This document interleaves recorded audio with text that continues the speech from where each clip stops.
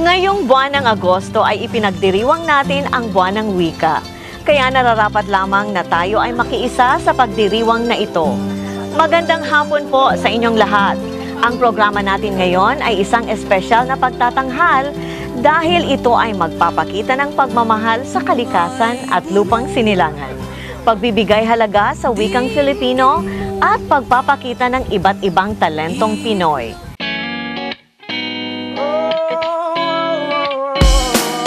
Sa buhay ng isang kilalang tao, mayroong mga bahagi ng kanyang buhay na hindi natin alam, ngunit kasiyasiyang matunghayan. Sino ang hindi nakakakilala sa isang naging dating kongresista ng ikalawang distrito ng probinsya ng Camarines Sur at naging alkalde ng lungsod ng Naga? Sinundan ni Carmi ang isa pang bahagi ng buhay ng ating ipinagmamalaking si Cholo Roco.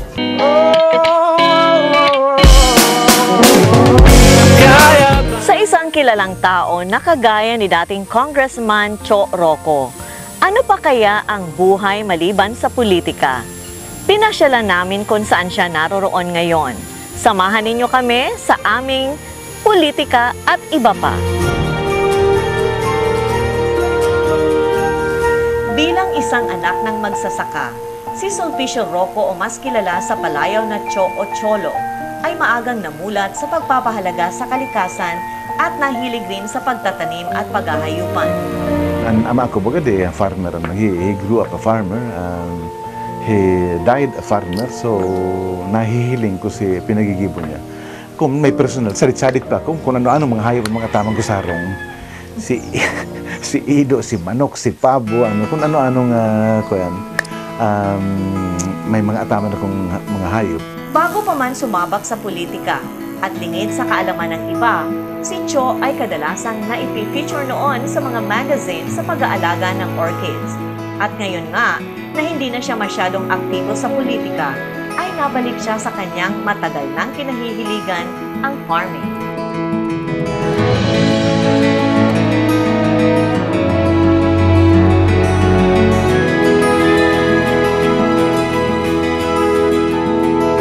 Long time ago, nagtatrabaho na ako. Dahil hindi aram, nafa-front cover ako sa Asian Orchids Magazine. National, Asian Orchids Magazine, nafa-front cover ako dyan because I was considered one of the mga amateur orchidologists digdi sa Pilipinas na nag-aaram kan mga, ang collection ko kayo kan mga orchids na harali sa bukid, very rare. Ay, nakulaan na marayan. Thinking of his grandchildren, Cholo decided to have his own patch of green in Naga. Ahon ang mga makuapo ta. Mayo ng mga kahoy na magkakahirling. Kaya ito kulang sa interest sa environment.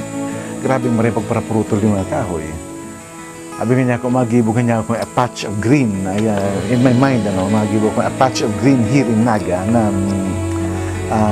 maabot ang panahon si makuapo ko, si mga makuapo kantugang ko. Kung manang may hiling ng mga kahoy, dadarang ko nga niya ako dito. Here's a mini forest. Pero nag-evolve, bako sa nang si mga hardwood, bako sa ng mga nara, bako sa ng mga mulad, bako sa ng mga kamagong, kundi may mga fruit trees na kaharalo na dito. With his long experience as a development specialist and as a mission anthropologist of USAID in the Philippines, Cho was not considering to enter politics. But then again, who influenced him to join public service?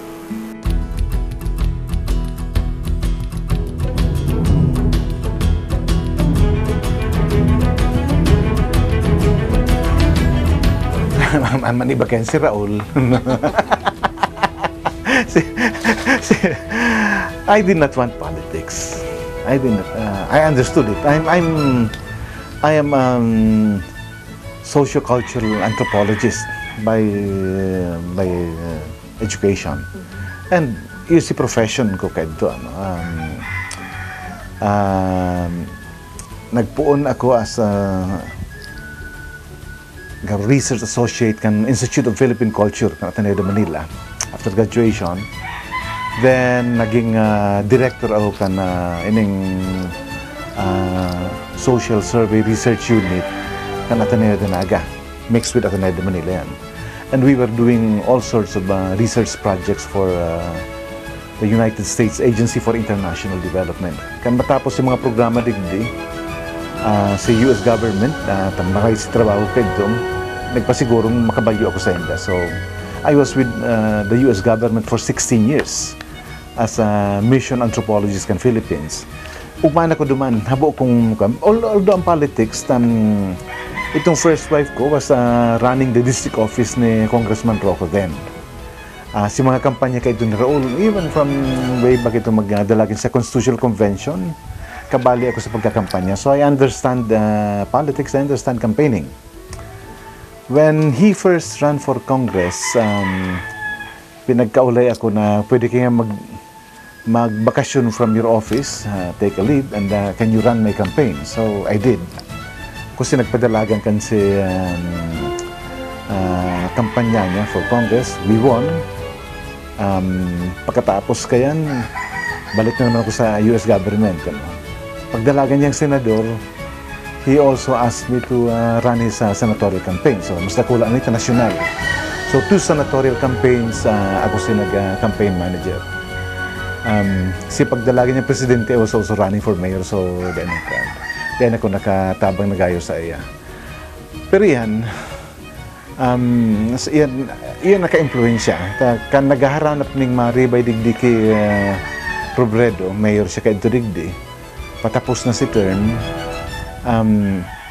Mayo apparently nakukuha si Robredo sa grupo niya na pinaghihiling niyang qualified padalagan ng Siyudad Canaga. So, igwang mga feelers na pinagpadiruman sa kuya sa opisina ni sa US government, USAID. Sabi ko kay Duman niya ako, habo ko daw. I don't like politics niya ako. I can run campaigns. I understand politics. As an anthropologist, talagang aram-aram ang dynamics ng politics. Parti kami nag-aaradalan nindo. Pero sabi ko, pinag-aarap ko daw, ano yata habo mong mag-enter sa politika? Ang problema niya, kung makalaog dyan, dahil ka na makaluwas. It's so difficult to extricate yourself from politics the moment you're in. I understand it. I brand the national campaigns ni Raul. But, ang buhay nga ako kaya, I can do it. But, bako nga ako yan si buhay na pinaghanda ko sa sarili ko. Pero, pakiulay. Then, finally, But you did it anyway. And I did it anyway. So, naging ako na. What then is the fulfillment that he experiences with farming, differentiated from politics? Ibahon man kayong marayan na kaugmahan mong nakukuha sa araw kayan yan. Digdi, tunay nung marayan isip mo. Yaong ka digdi, you're communing with nature, you're communing with your God. Digdi mo nagigirumduman talaga na parte sa na kan ginibo kan na Diyos. Kung mahiling mo ang complexities digdi, pero may mong nahiling, pati yung mga tangang yan, pati yung mga lawa nagigiribong, mga harong-harong dyan, no?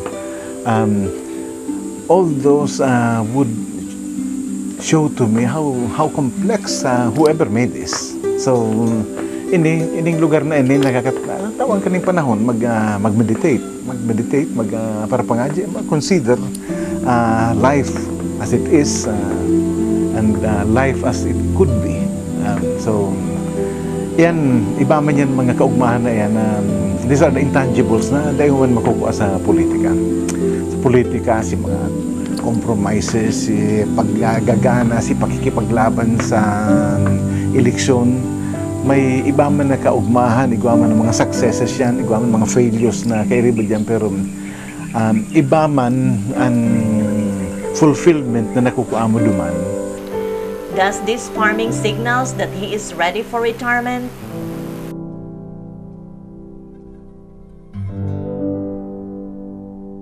An Arugeni is not really a place for retirement because very active and mindful, and you can do a lot of planning. You can do a lot of planning. Kung you're familiar with the book and Far from the Madding Crowd, I remember the title. I remember the title na Far from the Madding Crowd. Pag nakarayo ka sa kuyan, then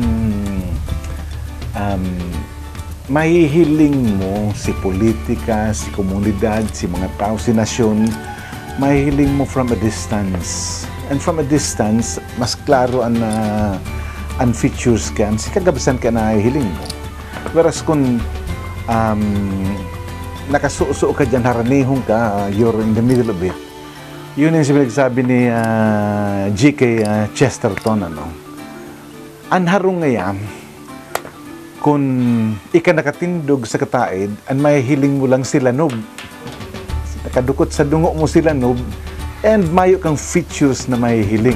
So, kung yaong ka sa politika, imbulto kang maray, ang nahihiling mo lang siraon sa parlibot mo, and you do not have a total perspective. Pero pag nagdistansya, kaya kung karidi sa lugar na yun, you can contemplate si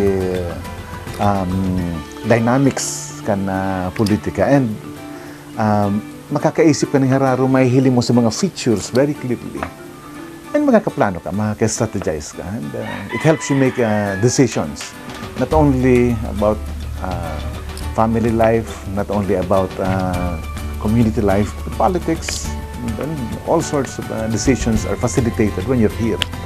You've got, I think, a clearer perspective.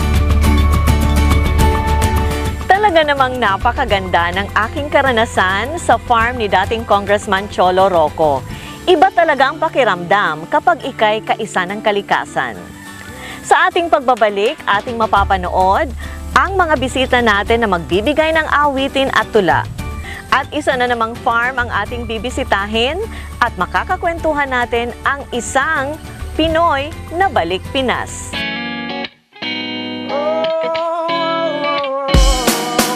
Tunay namang nakakatuwa ang iyong karanasan, Carmi. Marami akong nakalitang maranasan, lalo na ang mapayapang pakiramdam ng buhay sa farm.